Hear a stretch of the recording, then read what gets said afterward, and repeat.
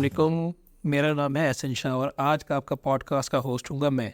And मेरे साथ जो को होस्ट हैं शान अहमद शुजात, उनको आप ऑलरेडी जानते हैं पिछले पॉडकास्ट से। और अगर आप न्यू है, फर्स्ट टाइम सुन रहे हैं, तो हमने एक इंट्रोडक्शन वीडियो अपने बारे में डाली, आप वो देख सकते हैं, जिसका को चलेगा यार कि हम है कौन और यहाँ पे आके इतनी कहानियाँ क्यों सुना रहे हैं आपको, यह हो गया है।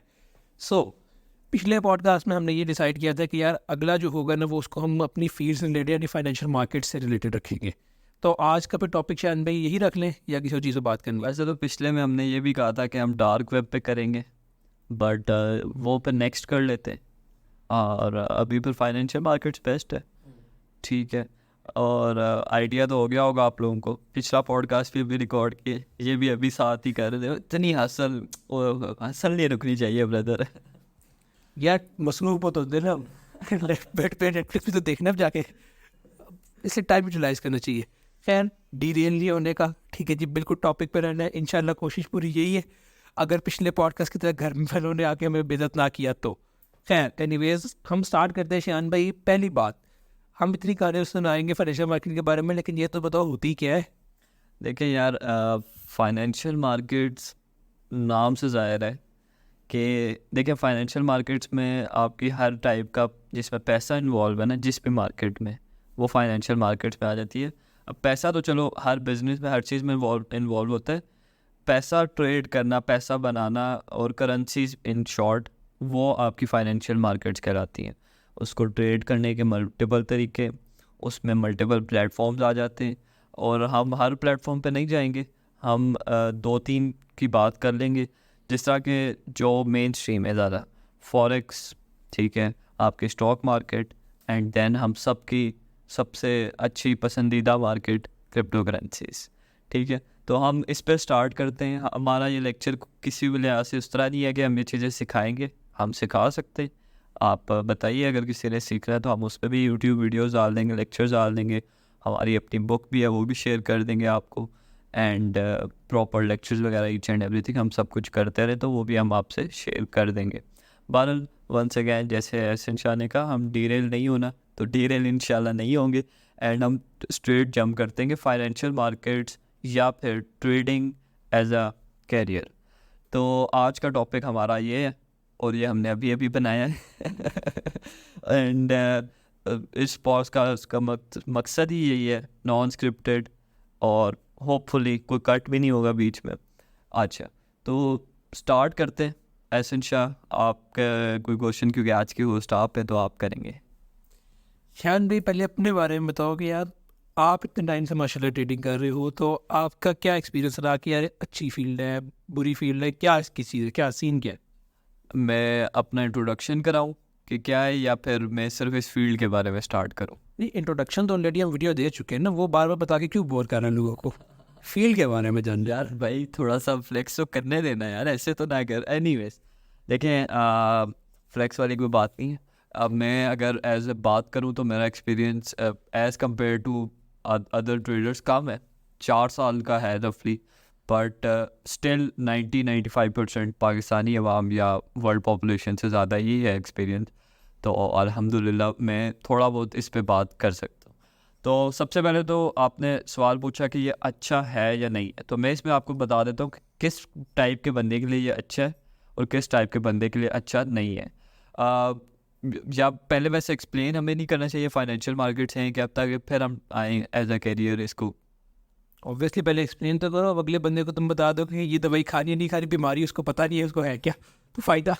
अच्छा, देखें, financial markets, to keep it short and hopefully मैं ज़्यादा उस तरफ नहीं जाऊंगा कि इसको ट्रेड किस तरह करते हैं, ये वो आदत से मजबूर हूँ लेक्चर्स दे दे के। एनीवेज, फाइनेंशियल मार्केट्स आपकी कह लें कि जिस तरह क्रिप्टो करेंसीज हैं, ये आपकी डिजिटल करेंसी है। जिस तरह गोल्ड से इवॉल्व हुए हम पेपर मनी में, और गोल्ड से पहले की हिस्ट्री ये वो उस पर मैं नहीं जा रहा, गोल्ड से मैं इवॉल्व हुए पेपर मनी पे। पेपर मनी पहले बैक होता था गोल्ड से, अब वो नहीं होता, ठीक है। बाकी जैसा गोल्ड से इवॉल्व हुए जब हम पेपर मनी में, तो यूएस डॉलर एक आपका बन गया कि यार यूएस डॉलर गोल्ड से बैक्ड है ऑलरेडी, तो हम बाकी करेंसीज को यूएस डॉलर से बैक कर लेते हैं। फिर यूएस डॉलर ने कहा भाई अब हम गोल्ड से बैक नहीं है, तो फिर ऑब्वियसली सारी करेंसीज अब गोल्ड से बैक नहीं है। तो ये एक शॉर्ट सी हिस्ट्री है करेंसी की, अगर आपको नहीं पता था। तो अब पेपर मनी पे जिस तरह हमने इवॉल्व हुआ है, अब पेपर मनी से हम जा रहे हैं डिजिटल मनी पे या डिजिटल करेंसीज पे। अब द पॉइंट इज़ कि व्हाट इज़ डिजिटल करेंसीज और वो किस तरह मतलब बनी, उनका फ़ायदा नुकसान क्या है, उस पर हम बात कर दें। तो डिजिटल करेंसीज में सबसे बड़ी एग्जांपल मैं आपको बिटकॉइन की ले लेता हूँ। एंड बिटकॉइन की एग्जांपल इसलिए ले रहा हूँ कि उससे सब रिलेट कर सकेंगे। तो अब देखें, जो करेंसी है वो करेंसी तब बनती है, वो अपनी वैल्यू होल्ड तब करती है जब वो एक लिमिटेड अमाउंट पे हो। अगर वो अनलिमिटेड फ्री फ्लोट में मार्केट में जो भी चीज़ आ जाए उसकी वैल्यू नहीं रहती। Supply and demand, simple concept. तो इसी तरह बिटकॉइन की इस मैं बात करता चलूँ, थोड़ा फास्ट पेस रख रहा हूँ। वो ये है कि उसकी प्राइस अब सारे लोग वंडर करते हैं कि यार इतनी ज़्यादा क्यों है। उसकी वजह ये है कि उसकी सप्लाई लिमिटेड है, which is around 21 million if I am not wrong. And वो पूरी की पूरी सप्लाई मार्केट में आएगी भी 21,000 तक। ठीक है, उसमें बड़ा टाइम है, लाइक आई गेस क्या 600-700 साल हैं, 800 साल हैं, तो वो डिसाइडेड है। इस वजह से हमें ये तो पता चल गया कि बिटकॉइन लिमिटेड है और वो अगले काफ़ी अरसे के लिए वो लिमिटेड ही रहेगा, और उसके बाद भी फ्यूचर में भी लिमिट है, लेकिन 21 मिलियन सप्लाई आने के लिए भी बड़ा टाइम है। ठीक है, सॉरी बात काट रहा हूँ मैं, लेकिन लिमिटेड क्यों है? इवेंचुअली है तो ये करेंसी, तो इसको हम क्यों नहीं, जैसे हम पेपर मनी को अब चाहें तो हम जितनी ज़्यादा प्रिंट करना चाहे हो सकती है, तो इस तरह इसको क्यों नहीं कर सकते? इसमें ऐसी क्या चीज़ है जो इसको लिमिट करती है? यार अगर मैं देखें ना, बिल्कुल जिस तरह वो कहते हैं ना करेंसीज, अगर मैं एक्सप्लेन करूँ फॉर जो डमीज़ कहते हैं उसको, उसमें इसकी एग्जांपल इस तरह है कि देखो, अगर मार्केट में या अपने पाकिस्तान की एग्जांपल लूँ या किसी भी मार्केट की एग्जांपल लूँ, उसमें हमारे पास कोई चीज़ है, 4 पेंसिल्स हैं, ठीक है, और पूरे पाकिस्तान में सिर्फ 4 ही पेंसिल्स हैं। ठीक है, तो 2 मेरे पास है, 2 आपके पास है, हम अपनी मर्ज़ी की प्राइस लगाएं। मैं कहता हूँ $10,000, आप कहोगे ठीक है $10,000। अब हम दोनों के पास सिर्फ 4 पेंसिल्स हैं और 10 बंदा है जिनको पेंसिल चाहिए। अब वो कहेंगे कि यार पेंसिल तो चाहिए हमें, ठीक है, चलो $10,000 पे कर देते हैं। बट अब इसी केस को लेके चलो, हमारे पास 4 थी और एकदम से ना हमारे कुछ दोस्तों ने, उनके पास 50 आ गए। ठीक है, अब मार्केट में सप्लाई कितनी होगी? 54। अब वो लोग कहते हैं कि नहीं, ये 10,000 की वजह मेरे से 9,000 की ले लो। कंपटीशन आ गया, सप्लाई एंड डिमांड चल रही है।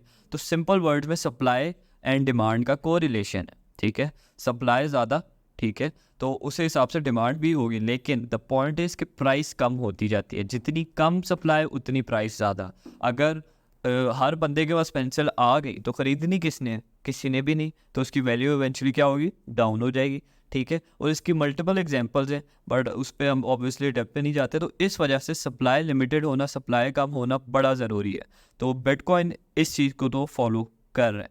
अब बात आ जाती है कि डिजिटल करेंसीज और इन सब चीज़ों में अभी तक इतनी ये हर जगह वो क्यों नहीं हुई, एक्सेप्टेड क्यों नहीं है?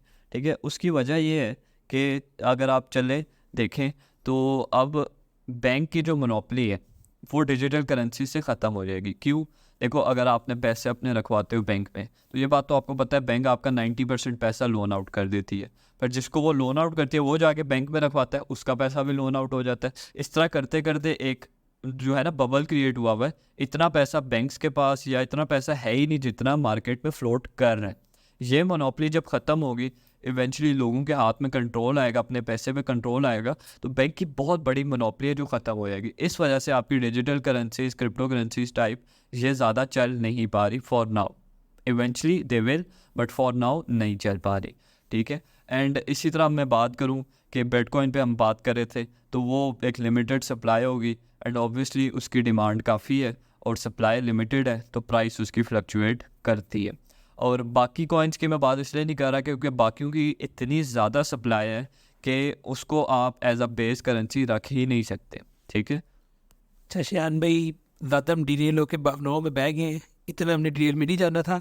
बट खैर एनीवेज, वापस अपने टॉपिक पे आते हैं कि ट्रेडिंग। सबसे पहले डिफाइन करें यार, ट्रेडिंग होती क्या है? लाइक एज अ करियर की बात है मैं करूँ तो। देखें, एज अ करियर की बात अगर मैं बिल्कुल सिंपल रखूं तो हम लोग कोई भी रियल इस्टेट, कोई भी चीज़, ठीक है, कम प्राइस पे ख़रीदते हैं, ज़्यादा पे बेच देते हैं। ठीक है, और यही काम आप ट्रेडिंग में करते हैं। कोई भी करेंसी कम प्राइस में ख़रीदते हैं और ज़्यादा में बेच देते हैं। हाँ, इसका वाइस वर्सा भी होता है ट्रेडिंग में, बट ऑब्वियसली हम उसकी डिटेल्स में नहीं जा रहे। तो सिंपल वर्ड्स में, आप जो लोग चार्ट्स के सामने बैठे होते हैं 6-6 स्क्रीन रख के, उनका काम इतना ही होता है, कम प्राइस में उठाया, ज़्यादा प्राइस में बेचा। अच्छा, जिस तरह ये नज़र आता है सोशल मीडिया पे यार, इतना कि भाई बहुत सेक्सी किस्म का सेटअप बनाया हुआ है, 6-6 स्क्रीनें चल रही है, अलग अलग चार्ट चल रहे हैं, लोग कहते हैं पता नहीं भाई ये कौन सी दुनिया की नई चीज़ दरियाफ्त करके बैठा हुआ है यहाँ पे। तो ये क्या है, वाकई इतनी ज़रूरत होती भी है इन चीज़ों की, अलग पैसे भी न डाली हुई होती है कि भाई बस जाने दो? To some extent yes, but ज़्यादातर वो एक शशका होता है, इस वजह से लोग करते हैं। एंड वो यूजुअली जो ज़्यादा स्क्रीन्स रख के और मार्केट में अपनी पिक्चर्स अपलोड करता है, वो कोई चीज़ बेच ही रहा होता है, या अपना कोर्स होगा या कोई प्रोडक्ट होगा, कुछ भी होगा, लेकिन वो बेचने के लिए ही इतना कुछ करता है, क्योंकि लोग उसको देख के होते हैं कि नहीं यार इसको वाकई आता है, इसको पता है। लोग हमारे मतलब एज अ पाकिस्तानी भी बोलूँगा या ओवरऑल वर्ल्ड में भी ये है ना कि हम लोग जो चीज़ देखते हैं कि यार इसमें शशका है, इसमें ये है, इसके पास बहुत पैसा है, तो ये सही कह रहा होगा, ठीक है, हम उसमें फैक्ट चेक कम ही करते हैं। तो ये वही कॉन्सेप्ट लेके चल रहे हैं कि 6-6 स्क्रीन्स लगाने का मकसद नहीं है, ठीक है। हाँ, टू सम एक्सटेंट होता है, बट 6 स्क्रीन्स का आपको कभी भी मकसद नहीं होगा। हाँ, 2-3 हैं, ठीक है, प्यारा सा सेटअप आपको ज़रूरत नहीं है ट्रेडिंग के लिए, क्योंकि आप इधर सेटअप रेट नहीं कर रहे होते, इधर आप बाय लो सेल हाई। और एक चीज़, अगर कोई भी नया बंदा इस फील्ड में एंटर हो रहा हो तो यार आपको मल्टीपल स्क्रीन्स की ज़रूरत नहीं है। हो जाए एडवांटेज ज़रूर है आपका, ये नहीं कि उसका नेगेटिव कोई साइड है, लेकिन अगर आपके पास एक स्क्रीन हो तो वो भी गुड इनफ है, आप उससे भी कर सकते हो। जिससे हम लोग भी शुरू में मोबाइल्स पे करते थे, अपने हमने पीसी को यूज़ भी नहीं किया, लेकिन मोबाइल में ये होता है कि जब चार्ट को जूम आउट वगैरह करो तो आपको प्रॉपर इतना व्यू अच्छा नहीं मिलता, तो आपको लैपटॉप या पीसी पे व्यू अच्छा मिल जाता है। लेकिन अदर देन दैट कोई बहुत मेजर एडवांटेज मैं नहीं समझता उसको, कि यार आप अगर 6 चार्ट लगा लोगे तो आपकी जो सक्सेस रेशो या एक्यूरेसी है वो 50 से आपकी 90 पे चली जाएगी, तो ऐसा कोई सीन नहीं है। बाकी शान भी, ट्रेडिंग के बारे में आप क्या समझते हो कि यार लोगों को आना चाहिए इस फील्ड के अंदर या नहीं? जो आप पहले बात करते कि 2 टाइप्स के बंदे बताऊंगा मैं। अच्छा देखें, इस पर मैं आपको बताता हूँ कि अगर मैं जो भी बातें कर रहा हूँ वो क्वालिटीज़ आप में हैं, तो ट्रेडिंग आपके लिए एक अच्छा कैरियर हो सकता है। देखें, सबसे पहले मैं अभी क्योंकि पॉइंट्स वगैरह कुछ लिखे हुए नहीं है, अनस्क्रिप्टेड है, तो मैं शायद कुछ पॉइंट्स अभी मिस कर दूँ, आगे जाके करूँ मेंशन। बहरहाल, सबसे पहले देखो, आप में पेशेंस होना चाहिए, ठीक है, कंसिस्टेंसी होनी चाहिए, और आपके अंदर जो जो वो कहते हैं ना कि रूल्स फॉलो करना, ठीक है, आप रूल्स के बड़े पाबंद हो, ठीक है। तो अब ये बातें मैं कर रहा हूँ तो ये तो हर कैरियर में, हर जॉब में चाहिए होती हैं, बट बाकी कैरियर्स में, बाकी जॉब में आप थोड़ा सा जो है ना रिलैक्सेशन कर सकते हैं, इसमें आप नहीं कर सकते। वाई? अगर आपका एक भी बुरा दिन गया जिसमें आपने रूल फॉलो नहीं किया, आप अपने पूरे 10 सालों की मेहनत भी ज़ाया कर सकते हैं, ठीक है। तो इसमें मैं ये बात ऐड करूँगा, to sum it up, high risk high reward वाला ये कैरियर है, ठीक है, एंड हाई रिस्क को मैनेज करना आना चाहिए, तो आप हाई रिवॉर्ड बहुत अच्छा एंजॉय कर सकते हैं। आप अपने इमोशंस, अगर आप अपने इमोशंस कंट्रोल कर सकते हैं, आप में पेशेंस बहुत ज़्यादा है, ठीक है, एंड आप अपने रूल्स को जो आप बनाते हैं उस पर बिल्कुल फिक्स रहते हैं और कंसिस्टेंसी इन तीनों चीज़ों में शो करते हैं, और अपनी ट्रेडिंग में अपने जो डेली उसको टाइम देते हैं उसमें करते हैं, तो यस, आपके लिए काफ़ी अच्छा कैरियर है। Otherwise no. एंड अगर आपका माइंडसेट है ओवरनाइट मिलियनेयर वाला, तो काइंडली दूर रहिएगा। जो थोड़े बहुत मिलियंस आपके घर वालों ने बनाए वो किसी और को मिले होंगे, प्रॉबेबली, होपफुली मुझे मिलेंगे। अब ट्रेडिंग के अंदर इतने ज़्यादा लोग होते हैं कि फिर यार आपने किसी भी इंडस्ट्री में एंटर होना है, लेट्स सपोज आप ग्राफिक डिज़ाइनिंग का एग्जांपल ले लो, तो आप बैठे बैठे पहले दिन डिज़ाइन नहीं बना सकते, ठीक है, आप लैपटॉप ले सकते हो, पीसी का अच्छा बना सकते हो, सॉफ्टवेयर से सब कुछ कर सकते हो, लेकिन आपको उस काम में एंटर होने के लिए कुछ प्रैक्टिस, कुछ नॉलेज होनी ज़रूरी है। आप कुछ सीखोगे तभी आप कुछ क्रिएट कर पाओगे। वो डिज़ाइन अच्छा है, ये बुरा एक अलग बात है, बट आपको प्रैक्टिस चाहिए। लेकिन trading on the other hand, इसमें ऐसा कोई सीन नहीं है। क्यों? आपने बस सिंपली अपने अकाउंट में पैसे डाले एंड चलो जी आप स्टार्ट हो गए ट्रेडिंग करनी। और लोग शुरू में इनिशियली ऐसा बहुत ज़्यादा करते हैं कि जी हमने बस $100 डाला अपने अकाउंट में, भाई हम ट्रेडिंग शुरू कर रहे हैं, अगले हफ्ते तक भाई $1000 बना होगा, पता नहीं हम कौन से मिलियनेयर बनने लगे हैं। और अगर उनकी पहली ट्रेड तुक्के पे अच्छी चली गई, उन्होंने $100 के पीछे कोई 10, 20, $30 बना लिए, तो भाई बस वो सबसे बड़ी बर्बादी है उनके लिए। क्योंकि उनके माइंड में ऐसा परसेप्शन क्रिएट हो जाता है कि भाई पता नहीं ऐसा कौन सा ये दुनिया का रास्ता जो मैंने ढूंढ लिया है और अब मैं बस अन्यवाद से पैसा बनाऊंगा, जो कि ऐसा नहीं होता।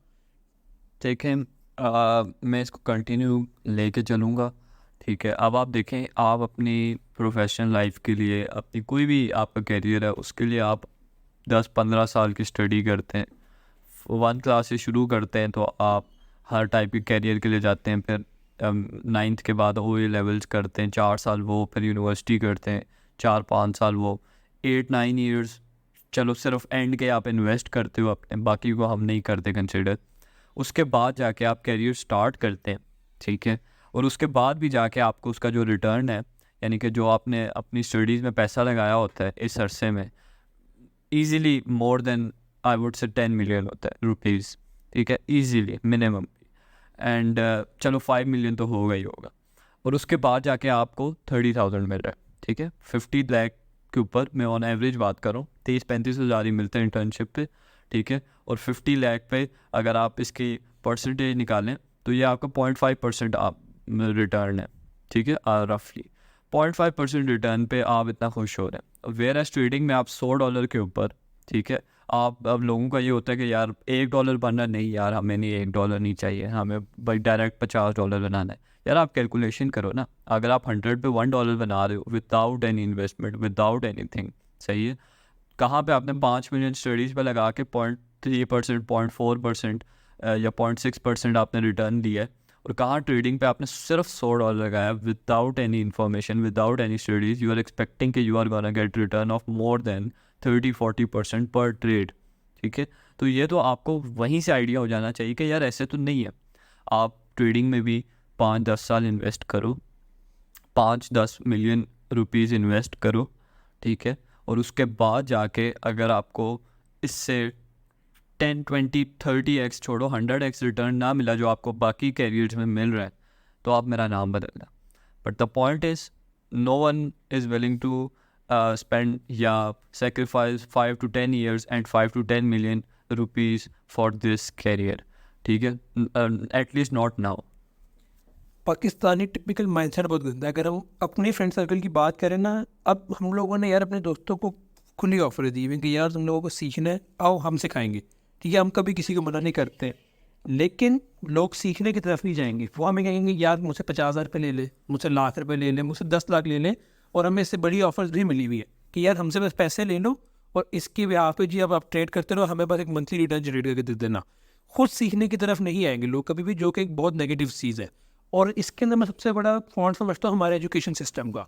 क्यों? क्योंकि एजुकेशन सिस्टम ने हमें बचपन से ट्रेन ही ऐसा किया है कि यार हमारे लोगों को ना लर्निंग से नफरत हो गई है।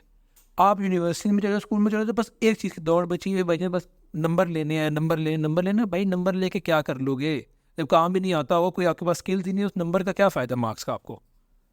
शायद अनवर पार्ट 2 एनीवेज मजाक कर रहा हूँ, बहुत अच्छी बात की है। एंड अब मैं एक ये भी हमारा माइंडसेट गलत बन रहा है कि यार बिल्कुल स्टडीज़ का कोई फ़ायदा नहीं है, ये नहीं है, वो नहीं है। हमारे एजुकेशन सिस्टम का फ़ायदा नहीं है, हम ये कह रहे हैं, ठीक है। एजुकेशन का बहुत ज़्यादा फ़ायदा है। हम दोनों पर्सनली भी, आपने जैसे इंट्रोडक्शन देखा होगा, हम एजुकेशन करते आ रहे हैं, और अभी भी मैं खुद अकाउंटिंग की फील्ड में हूँ, और शाजी भी प्रॉपरली एक अच्छी बैचलर्स कर रहे हैं फिनटेक पे। और यानी कि द पॉइंट इज़ कि एजुकेशन को, या हम ये नहीं कह रहे कि आप एजुकेशन ना लो, डिग्री ना लो, बट द पॉइंट इज़ कि जैसे हम ले रहे हैं, जैसे आप लोग ले रहे हो, उसका कोई फ़ायदा नहीं है। आप अपने साथ जुल्म कर रहे हो। खुद जिम्मेदार बनोगे तो आगे आपको इस एजुकेशन का बहुत फ़ायदा है, आपको बहुत कुछ सीखने को मिलता है। मैं ये कहूँगा कि हमारे बात करने के स्टाइल से लेके, चलने के स्टाइल से लेके, खाने पीने के स्टाइल से लेके, हर चीज़, आपकी पूरी लाइफ आपको एजुकेशन ही बना के देती है। अब आपको फ़र्क आराम से पता चल जाता है सिर्फ बोलने के स्टाइल से, ठीक है। जिसने कोई क्लास नहीं ली हुई, कोई कुछ भी नहीं, कोई एजुकेशन नहीं है जिसके पास, उससे बात करना ही फ़र्क है मोस्टली, ठीक है। काफ़ी लोग ऐसे भी हैं जो नहीं होते पढ़े लिखे, लेकिन वो ऐसी बातें करते हैं कि बंदा, वो नहीं होता कि पढ़े लिखे अनपढ़ बहुत है, ठीक है, और जो है ना नॉलेज वाले और अच्छे बात करने वाले, और उस तरह के काफ़ी ऐसे लोग हैं जो बिल्कुल, जिनकी कोई स्टडी नहीं है, फिर भी काफ़ी अच्छी बात करते हैं। बहरहाल वंस अगैन हम थोड़ा डिटेल हो रहे हैं। पाकिस्तान में करियर काउंसलिंग नहीं बिल्कुल भी। अब सबसे बड़ा मसला ये आता है हमारे पास कि जिस समय मैं अपनी यूनिवर्सिटी एग्जाम्पल लूँ, मेरी क्लास में लाइक रफली अराउंड 40 बच्चे होंगे आई गेस, एंड उनमें से यार रफली 40 to 50% बच्चे इस तरह के जिनको पता ही नहीं है कि हमारी डिग्री है किस चीज़ की, फिनटेक, ठीक है। वो बस क्यों आए जी कि सुनने में अच्छा लग गया, या कहीं पे देख लिया इंटरेस्टिंग लग रही तो हम उठ के आ गए। या फिर कुछ बच्चे तो काफ़ी इस तरह के भी हैं जो कहते हैं जी हमें कहीं और एडमिशन नहीं मिला तो हमने ये कर लेते। लाइक यार आप एक चीज़ के ऊपर अपनी पूरी लाइफ बेस कर रहे हो, आप करियर अपना पूरा सीधा बना रहे हो, आप उस चीज़ के बारे में रिसर्च तो करो, पढ़ो तो सही वो है क्या क्या नहीं है। ठीक है। एंड देखें, कैरियर काउंसलिंग बहुत अच्छी बात की, बहुत ज़रूरी है। मैं इसकी एग्जांपल अपने ACCA में देता हूँ। अब मेरी ACCA में मेरे होते हुए 3 से 4 बैच आए, 60-70 बंदा आया, ठीक है। और वो सारे ऐसे थे, प्री मेडिकल थे मोस्टली। वो सब ने कहा कि यार हमारा मेडिकल में नहीं हुआ तो हम ACCA में आ गए, ठीक हो गया। एंड इस टाइम पे आफ्टर 1 ईयर 1.5 ईयर, ठीक है, एंड मेरे ख्याल से 5-6 लोग हैं जो अभी तक कंटिन्यू कर रहे हैं, बाकी 2-4 एग्ज़ाम्स दिए और छोड़ दिया, ठीक है। तो पॉइंट है इसकी, कैरियर काउंसलिंग बहुत ज़रूरी है। हमने भी ये गलतियाँ की है, ऐसा नहीं है हमने नहीं की। मैं ये नहीं कह रहा कि मैंने नहीं की और बाकियों ने की है, मैंने भी की है, एहसन शाह ने भी की होगी और हम जैसे हर बच्चे ने की होगी।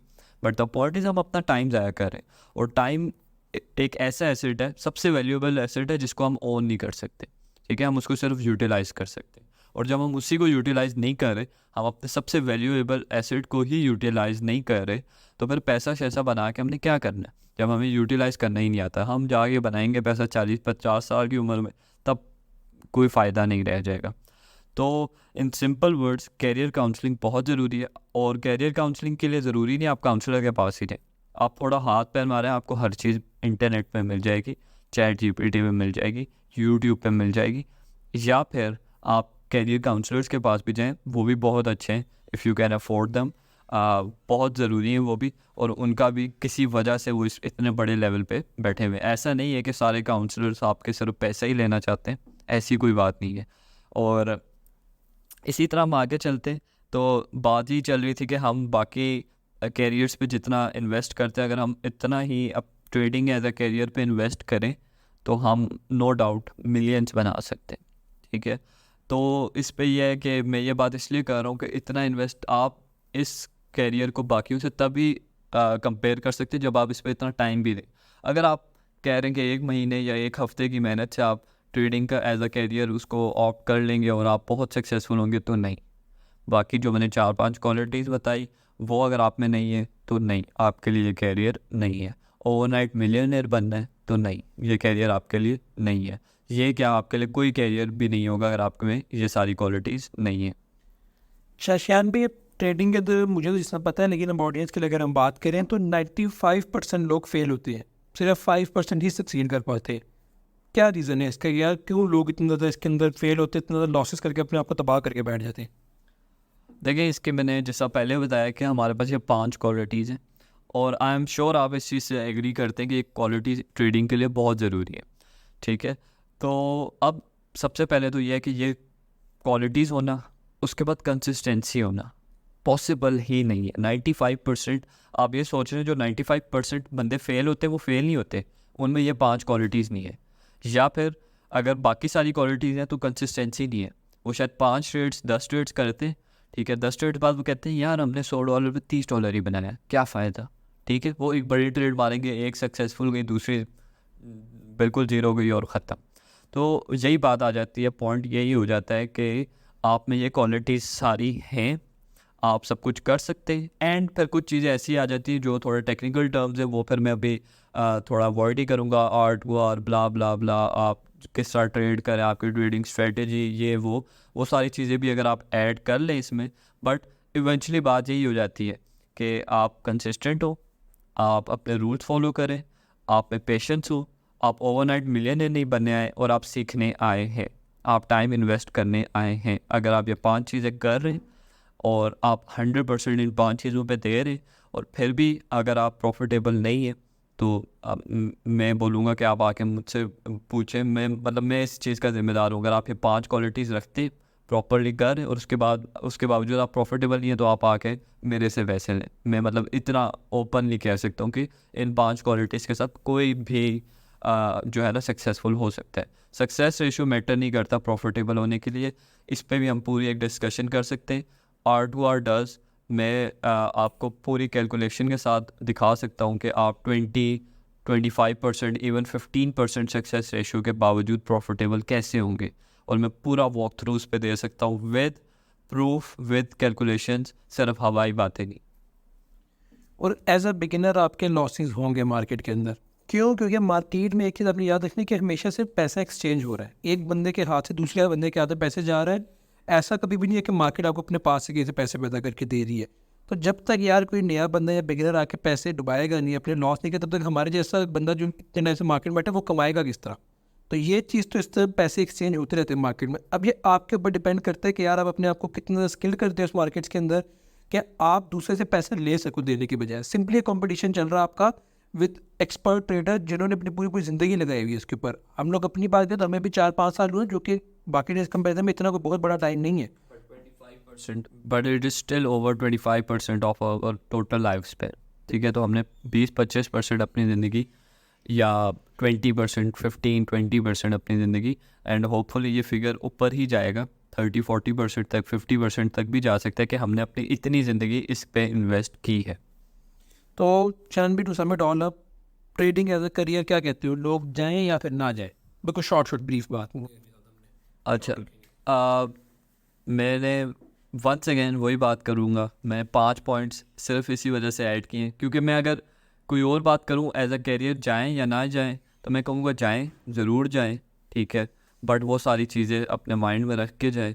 और पैसा इसमें बहुत है, मिलियंस आप बना सकते हैं, आराम से बना सकते हैं, बट जैसा शाह जी आपने बात की कि एक पॉकेट से पैसा जाता है और दूसरी पॉकेट में आता है, तो उस हिसाब से मेरे ख्याल से स्टैट्स के हिसाब से फिर हम मैक्सिमम क्या 40-50% सक्सेस, मतलब 50-60% सक्सेस रेशियो ही इस कैरियर में माइंड में रख सकते हैं, इससे ज़्यादा तो नहीं है। 100% यानी हर ट्रेडर आके 100% सक्सेस रेशियो रखेगा तो फिर पैसा जाएगा किसकी जेब से?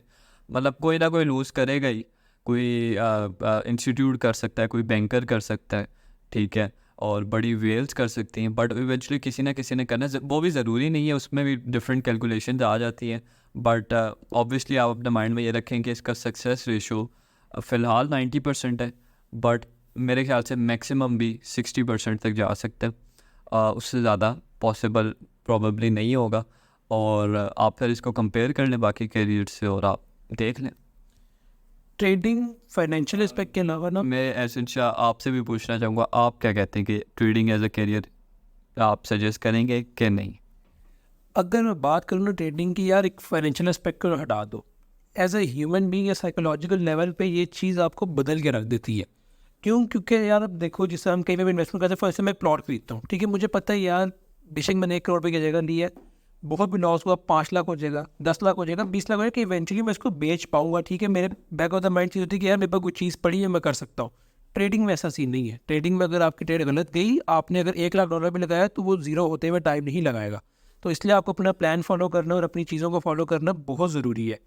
और जहाँ मैं बात करूँ कि आपको चेंज भी कर देता है कि यार अब जब आपकी आंखों के सामने बैठे बैठे विद इन मिनट्स या विद इन सेकंड्स आपका लाखों रुपए का या हज़ारों रुपए का नुकसान हो गया, तो इंसान का दिमाग नहीं काम करता, ठीक है। अब मैं जितनी मर्जी आप फन्ने खानियाँ मार लो कि यार 20 आ रही तो है, 10 आ रही तो है, क्या है, चला गया तो फिर आ जाएगा। ये बातें बोलनी आसान होती है, हम भी पहले बहुत करते थे, लेकिन जब इस फील्ड के अंदर है तब हमें पता चला कि भाई जब जाता है तो लग पता जाता है इंसान को कि मेरे साथ हुआ क्या। जिनमें आपको 2-2 दिन रात इंसान को नींद नहीं आती अपना लॉस करवा के कि मेरे साथ हो क्या रही है ये चीज़। अनलेस एंड अनटिल हराम का शान भी अपने आप को बीच में ना लाओ। अच्छा, क्रिप्टो तो है ही हराम। मैं क्रिप्टो मजाक करूँ, ये भी एक टॉपिक में, इस पर भी हम डिस्कशन यार मतलब बस टॉपिक से टॉपिक निकाले जा रहे हैं यार भाई, यार यू आर सो स्मार्ट। खैर, अगर बात करो यार कि ट्रेडिंग एज अ करियर, तो मैं ज़रूर रिकमेंड करूँगा ऑप्ट करो इसको, लेकिन एक चीज़ याद रखनी कि फिर आपको कंसिस्टेंसी मेंटेन करनी पड़ेगी। बहुत आपके ड्रॉडाउन्स भी आएंगे इसके अंदर, काफ़ी ऐसे पॉइंट्स आएंगे जो आप कहोगे कि यार नहीं मुझे बस ठीक है यार ख़त्म करो, लेकिन उस चीज़ को आपने नहीं छोड़ना। उसके अलावा आपको एक टीम की ज़रूरत है, जो मैं समझता हूँ, ठीक है। अकेला बंदा नहीं कर सकता इस चीज़ में, क्योंकि एक अकेला बंदा ना किसी पॉइंट पर आके हिम्मत हार जाता है। तो आपके साथ अगर आपका फ्रेंड ग्रुप अच्छा हो, हमारी बारी यही हमें एडवांटेज था कि मैं, शेयान और हमारे और भी दोस्त हैं, हम सारे फ्रेंड ग्रुप बना के आपस में हम लोग ट्रेड शेयर करते थे। किसी एक बंदे का लॉस हो भी जाए तो सारे उसके साथ हेल्प वगैरह कराते थे, उसके साथ उसको काउंसलिंग करते थे, तो वो बंदा दोबारा इवेंचुअली गेम में वापस आ जाता था। लेकिन वहीं पर अकेला बंदा हो, उसको सारे लॉसेस से डील करना पड़े, तो वो नहीं झेल सकता। एक मेंटल लेवल पे इंसान की कैपेसिटी है कि भाई ठीक है इतना लॉस हो गया तो हो गया, उसके बाद उसकी बस हो जाती है। तो यस, अगर आप एक अच्छी टीम अपने लिए बना सको, फ्रेंड को अच्छा बना सको और कंसिस्टेंसी मेंटेन रख सको, तो मैं ज़रूर रिकमेंड करूँगा इस करियर में। ये बहुत रिवॉर्डिंग चीज़ है। एंड जैसे उन्होंने कहा एक फ्रेंड ग्रुप बनाए, एक टीम बनाए, तो हम उसके लिए आपके लिए हाजिर हैं। आपने ऑप्ट करना है, आप सीखे हुए, आप बहुत प्रोफेशनल ट्रेडर हैं, हमसे बेहतर है, जो भी हैं आप हमारे साथ आएँ, हम डिस्कशन करेंगे और हम प्रॉपर एक टीम बनाएंगे। शायद हम आपके ट्रेडिंग में इतनी हेल्प ना कर सकें अगर आपको ऑलरेडी आता है, ठीक है, आपका 10 साल का एक्सपीरियंस है, लेकिन यू जस्ट नीड समवन जो आपके साथ बैठ सके, जो आपसे डिस्कशन कर सके इस बारे में। तो उसके लिए हम हाजिर हैं। आप यूट्यूब नीचे कमेंट करें, जो मर्ज़ी करें, एंड हम इंशाल्लाह कनेक्ट करेंगे ज़्यादा से ज़्यादा लोगों से। बल्कि अगर हम नहीं कर सकते, डिफरेंट कम्युनिटीज़ हैं क्रिप्टो की, आप वो ज्वाइन करें, क्योंकि हम इधर कोई चीज़ यहाँ पे बेचने नहीं बैठे, तो जो भी जहाँ से भी हेल्प मिलती है लाजमी ले। अच्छा, अब अगर शायद भी बात करें इन्वेस्टमेंट पर्सपेक्टिव से, ठीक है, ट्रेडिंग तो एक होगी, ठीक है, जो भी है कि आप डेली रूटीन में बैठ के कर रहे हो, वो अगर कोई इन्वेस्ट करना चाह रहा है मार्केट्स में, तो क्या रेकमेंड करते हो कि यार इन चीज़ों में चाहिए, या ट्रेडिशनल हमारी इन्वेस्टमेंट्स चल रही हैं, रियल एस्टेट वगैरह, ये वो इस तरह की चीज़ों पर ज़्यादा रिलाई करें हम? यार देखो, बात यह है कि इवेंचुअली रियल एस्टेट वगैरह मेरी नज़र में डेड हो जाएगी, और ऑब्वियसली अभी तो मार्केट में डिप है, दोबारा ऊपर आएंगी रियल एस्टेट वगैरह, बट इवेंचुअली आई सेड, तो इनमें भी आप इन्वेस्टमेंट्स करें, ऐसा नहीं है नहीं करें, बट आप अगर फॉर इंस्टेंस पहले अपने टोटल नेटवर्थ का 50% रियल एस्टेट में करे थे, तो मैं कहूँगा अगर आप प्रॉपरली टाइम नहीं देना चाह रहे, इसको एज अ कैरियर नहीं लेके जाने चाह, तो एटलीस्ट 1% तो इन्वेस्ट करें अपना, ठीक है, 1% नहीं करना, 0.5% करें। अमाउंट अगर आपकी नेटवर्थ बहुत ज़्यादा है तो 0.5% भी काफ़ी है, अगर कम है तो आप 2-3% करें, 5% करें। मेरी तो 100% नेटवर्थ है ही इसी फाइनेंशियल मार्केट में, आपकी भी। तो मैं यही सजेस्ट करूँगा। और ऑब्वियसली आप इन्वेस्टमेंट का टाइम गया नहीं है, बट पहले जिस तरह हम दिसंबर में कहते आ रहे थे लोगों को, हमने ग्रुप्स में भी बोला, हर जगह बोला कि अभी आप इन्वेस्टमेंट करें, अभी इन्वेस्टमेंट करें, तो जिन लोगों ने की है विद इन लाइक 1 ईयर वो डबल हो गई है, ठीक है। BTC अराउंड 130% पंप हुआ है इन दिस 1 ईयर, तो बाकी कॉइन्स 200-300% बल्कि कुछ तो 700% तक भी गेन थी है, ठीक है। तो द पॉइंट इज़ कि अगर आप इन्वेस्ट करें, डाइवर्सिफाई करें अपना पोर्टफोलियो, क्रिप्टो में, स्टॉक मार्केट में, जिधर भी कर रहे हैं, आप इसको डाइवर्सिफाई लाजमी करें। तो एज एन इन्वेस्टमेंट अच्छी अपॉर्चुनिटी है, वही बात होगी, हाई रिस्क हाई रिवॉर्ड है, बट इवेंचुअली क्योंकि इसी का दौर आ रहा है इन नियर फ्यूचर, तो अच्छा है कि जिस टाइम तक आएगा उस टाइम तक आपके पास इतने एसेट्स हों इसमें कि आप अच्छी तरह अपनी ज़िंदगी जी सकें। मैं थोड़ा सा डिसएग्री करूँगा रियल एस्टेट वाले पॉइंट से आपके, क्योंकि मैं ये समझता हूँ कि यार real estate at least in the near future हमारी ख़त्म नहीं होने लगी इंडस्ट्री। और नियर फ्यूचर से मेरा मतलब ये कि at least in the next 30-40-50 years हमारी ये इंडस्ट्री अच्छी मेंटेन रहेगी और अच्छी चलेगी। बहरहाल जहाँ तक बात थी कि ट्रेडिंग एज अ करियर, तो वो हम काफ़ी डिस्कशन कर चुके हैं। शान पे कुछ ऐड करना है तो? देखें, रियल एस्टेट में आपने कहा कि हमारे अगले 30-40 ईयर्स कहीं नहीं जा रही, उससे मैं वंस अगेन डिसएग्री करूँगा, ठीक है। मैं यस 30-40 ईयर्स का मैं कुछ नहीं कह रहा, अड्डा इनकमिंग मैं 30-40 ईयर्स या मैं कोई टाइम स्पेंड नहीं दे रहा, but real estate will eventually collapse. Why? देखें, VR आ रहा है, वर्चुअल रियलिटी, मेटावर्स, लोगों ने अभी तक नहीं किया, बट इवेंचुअली अगर वो चीज़ आपकी आ गई तो आपको क्या फ़र्क पड़ता है आपका घर कहाँ पे है, ठीक है। जब आप कहीं पे भी घर बना लो, ठीक है, घर में आपकी बेसिक नीड्स पूरी हो रही हैं, तो वर्चुअल रियलिटी के थ्रू आप ओवरऑल पूरे वर्ल्ड से कनेक्ट कर सकते हो, हर टाइप का काम कर सकते हो। तो फिर आपको फ़र्क नहीं पड़ेगा कि आपका मेन शहर में हो या बाहर हो या इधर हो या उधर हो, बट हाँ उसमें टाइम लाजमी है। बट जो वर्ल्ड मुझे नज़र आ रहा है मेटा का और उसका, तो उसके हिसाब से रियल एस्टेट इवेंचुअली कोलैप्स करेगी। जितना आज से पहले पंप होती है, या जिस तरह आज से पहले इसने जितनी अपनी वैल्यू इंक्रीज़ करता आया है, आज से 100 साल पहले बिल्कुल वैल्यू नहीं थी, आज इतनी वैल्यू है। मैं ये नहीं कहूँगा कि आज से 100 साल बाद भी इतना ही जंप आएगा। ये जो अभी वैल्यू ये मेंटेन करे, इससे थोड़ा 5-10%, 50% गेन करेगा, बट हिस्टोरिकली वो बैठेगा। रियल एस्टेट की इंडस्ट्री भी हमारी बाकी इंडस्ट्री से इवॉल्व कर रही है, इस वजह से मैं डिसएग्री कर रहा हूँ। इसके अंदर एक कॉन्सेप्ट आया था टोकनाइजेशन का, ये भी शायद एक नया टॉपिक मिल गया, मैं माशाल्लाह से इससे भी किसी गप मारेंगे है। तो वो भी सिंपल शॉर्ट अगर बात करूँ तो वो ये है कि आपकी जो ट्रेडिशनल ओनरशिप है उसको हम डिजिटलाइज कर देते हैं, वो किस तरीके से होता है, क्या होता है, उस पर किसी दिन बाद में डिस्कशन करेंगे। लेकिन खैर अड्डा मरोगा बाद में करते रहेंगे, पॉडकास्ट पे हम नहीं सुनाना चाह रहे, तो बात वो करेंगे कि क्यों रियल एस्टेट अच्छी है और क्यों नहीं है। और फटा इसलिए हम कह रहे थे कि पॉडकास्ट लंबी होती जाए, हमारे पास मल्टीपल पॉडकास्ट बने। अदरवाइज़ कहीं ना कहीं हम दोनों एक दूसरे से करते हैं, बट ऑब्वियसली किसी को बैड कॉप खेलना पड़ता है, किसी को गुड कॉप, तो वो तो हमें ज़रूरी है। एनीवेज कंक्लूड करते हैं। बस कंक्लूड करने से पहले यही जो शान ने बात की कि इन्वेस्टमेंट पर्सपेक्टिव से ज़रूर उसको कंसिडर करें। और एक कोट है जो हमेशा अपने याद रखना है कि never put all of your eggs in one basket. इसका क्या मतलब है कि यानी अब हम लोग क्रिप्टो पे बहुत बिलीव करते हैं, मैं और शान पर्सनली, ठीक है। तो हम लोग ने अपनी मल्टीपल जो चीज़ें ना ज़्यादातर हमारी, यानी आप समझ लो 100% ना भी मैं कहूँ तो 60-70% से ऊपर ही हमारी क्रिप्टो के अंदर इन्वेस्टेड है हम दोनों। या क्रिप्टो से मैं थोड़ा डिसएग्री करूँगा। क्रिप्टो का वर्ड नहीं, financial markets, overall financial markets में हमारी बहुत इन्वेस्टमेंट है। क्रिप्टो में हमारी 50-60% नहीं है, बट ओवरऑल फाइनेंशियल मार्केट्स में येस, कमोडिटीज़ एंड इन सारी चीज़ों में। तो यही है कि यार आप इन चीज़ों को कंसिडर ज़रूर करो, क्योंकि जितने अच्छे रिटर्न्स मैं समझता हूँ फाइनेंशियल मार्केट देती है ना यार, कोई और चीज़ नहीं दे सकती आपको at in the long term. अगर आप कोई अच्छी क्रिप्टो करेंसी पिक कर लो या कोई अच्छी कंपनीज के शेयर्स पिक कर लो, तो यार ये आपको अगले 5-10 साल में इतना रिटर्न देगी ना कि आपकी सोच भी नहीं जाती, ठीक है। यानी कि लिटरली आप कोई कंपनी उठाओगे जिसका शेयर अभी 10 रुपये का, आपको नहीं पता अगले 10 साल बाद वो 100 रुपये या 1000 रुपये का भी हो जाए, ठीक है। और ऐसा होता है, अगर आप हिस्टोरिकली चीज़ें उठा कर देखो, तो ये कोई मैं नई बात है, कोई अनोखी चीज़ नहीं आपको बता रहा। बिटकॉइन की एग्जांपल आप दे सकते हैं। हाँ, बिटकॉइन आज से अगर आप 10-12 साल पीछे चले जाएँ, 2009 और 10 में जब ये लॉन्च होता तो 0 पॉइंट समथिंग का था, ठीक है। और आज ये भी करंटली प्राइस के बाद 39,000 से अबव जा रहा है। तो अगर सोचो यार किसी बंदे ने उस टाइम $1 का भी परचेज़ किया होता, उसके बाद 10 बिटकॉइन थे, और वो $1 आज उसका $390,000 बन चुका है, जो कि पाकिस्तानी टर्म में 10 करोड़ से भी ऊपर की अमाउंट बनती है, like which is really big sum. तो आप इन चीज़ों को कंसिडर ज़रूर करो, ठीक है, इनकी तरफ आओ, रिसर्च करो। और एक चीज़ कि कभी भी किसी को अपने पैसे मत देना यार इन्वेस्टमेंट के लिए, ठीक है। जो करना है खुद करो और सीख के करो, चाहे वो हम ही हो या कोई और हो। पैसे कभी भी नहीं इन्वेस्ट करने किसी के पास। आपके पैसे आपसे ज़्यादा बेहतर कोई इन्वेस्ट नहीं कर सकता। अगर मैं अगर बोलता हूँ कि मैं आपके इन्वेस्टमेंट में 40-50% रिटर्न दे सकता हूँ, तो मैं अपनी इन्वेस्टमेंट पे क्यों ना करूँ, ठीक है। मुझे तो कोई गेन नहीं है आपके इन्वेस्टमेंट का, तो ये बात अपने माइंड में बिठा लें। इसकी अगर मैं आपको बात बताऊं कि यहाँ तक कि मेरा जो अपना बड़ा भाई है, उसने मुझे किसी टाइम में बहुत ऑफर्स दी थी, ठीक है जी, कि मैं तुझे 1.5 मिलियन रुपीज़ देता हूँ, तू ट्रेड कर। लेकिन मैंने चाह के भी उसके पैसे कभी नहीं लिए, क्योंकि मुझे पता है कि भाई नहीं, जो करना अपने पैसे पे करना है। अगर मैं इतना केपेबल हूँ तो मैं अपने पे भी कर सकता हूँ, अगर मैं नहीं कर सकता तो फिर मैंने उसके पैसे क्यों डुबाने।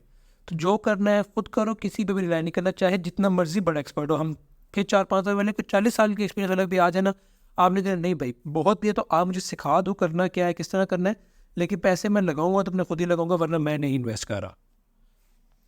बहरहाल आपने काफ़ी अच्छा इसको कंक्लूड कर दिया, तो मेरे ख्याल से एंड की जाए, या और कोई टॉपिक है? बस आई गेस आज के लिए इतना बहुत है, बहुत ज़्यादा लोगों को बोर कर दिया अपने 40 मिनट खपा के, तो 40 मिनट्स हो गए ना जी। चलो फिर कंक्लूड करते हैं। एंड वंस अगेन हमारे पॉडकास्ट के एंड में एक छोटा सा गपशप सेशन होगा। नीचे कमेंट्स बताएं। अभी खैर बहरहाल कमेंट्स में मैं वैसे ही बोल रहा हूँ। मैं तो अपनी 4 आइडिया से आगे कमेंट करता हूँ। मैं कमेंट्स इस तरह बोल रहा हूँ जिस तरह हम पता नहीं बहुत ही को फंदे का बन चुके हैं। एनीवेज इंशाल्लाह इन नियर फ्यूचर कभी कोई कम्युनिटी बनी तो हम उसके भी बातचीत किया करेंगे, और क्या चल रहा है क्या नहीं चल रहा। बाकी ये है कि भाई शुगल मेला लगा तो नहीं ख़त्म होना चाहिए, शुगल मेला नहीं रुकना चाहिए। इतनी टेंशन भी नहीं लेनी कि भाई ज़िंदगी में कुछ करना है नहीं करना, ये है वो है। अभी बहुत ज़िंदगी पड़ी है, आराम से। हम लोगों ने ये गलती की है, बहुत टाइम अपना इस पर इन्वेस्ट किया, और बाद में हमने रियलाइज़ किया कि यार ठीक है, थोड़ा ज़िंदगी इंजॉय करें हलाल तरीके से। आजकल ये बड़ा गलत मतलब चला जाता है ना। पॉडकास्ट का टॉपिक मिल गया बॉयस। हलाल तरीके से आप इंजॉय करें। एंड बाकी बस ये है कि यार इससे अलावा हम इस्लामिक पॉइंट ऑफ व्यू से भी एक पॉडकास्ट रखते हैं। चैन भी हलाल में दुबई जाके पार्टी कर सकते हैं। बिल्कुल कर सकते हैं, वहाँ पे तो सारे शेख रहते हैं ना, वो तो वैसे ही बड़े हलाल बंदे हैं। डेजर्ट में जाके बेनी डांसी देखना। गलत बात नहीं करें शाह जी, गलत बात नहीं। गलत बात से आपको पता है मुझे कितने ये बोलते हुए शर्म आ गई। एनीवेज, तो आज का हमारा टॉपिक था क्रिप्टो करेंसीज, नहीं crypto currency financial markets, my bad. तो financial markets and next topic क्या डिसाइड हुआ? वो लग बात हमने बात ज़्यादा क्रिप्टो पे की, लेकिन फाइनेंशियल मार्केट्स बोले कूल लगेंगे ना यार, जरा थोड़ा समझा करो, इमेज भी तो बनानी है। यार जो मेन रीज़न था हमारा क्रिप्टो पे बात करने का और उस पर करने का, वो यही था कि यार लोग, पाकिस्तानी अवाम या ओवरऑल भी ना ज़्यादा क्रिप्टो को ही पसंद करते हैं, क्योंकि इसमें क्रिप्टो के ओवरनाइट मिलियनेयर्स बहुत हैं, तो लोगों को क्रिप्टो पसंद है। स्टॉक मार्केट और इन चीज़ों में आपकी मेहनत ज़्यादा लगती है, तो हमें वो चीज़ पसंद नहीं है। तो इसलिए हमने भी क्रिप्टो को एज एन एग्जांपल रख के आपको इंशाल्लाह हम लाएंगे दूसरी फॉरेक्स वगैरह पे ही, बट क्रिप्टो से आपकी अटेंशन ग्रैब कर रहे हैं हम सिर्फ। थंबनेल में भी क्रिप्टो डाल देंगे, व्यूज आएंगे बॉयस। अच्छी स्कीम है। तो anyways, I will end this podcast with this simple quote जो कि इस पूरे पॉडकास्ट को सम अप करेगा: high risk high reward. Thank you.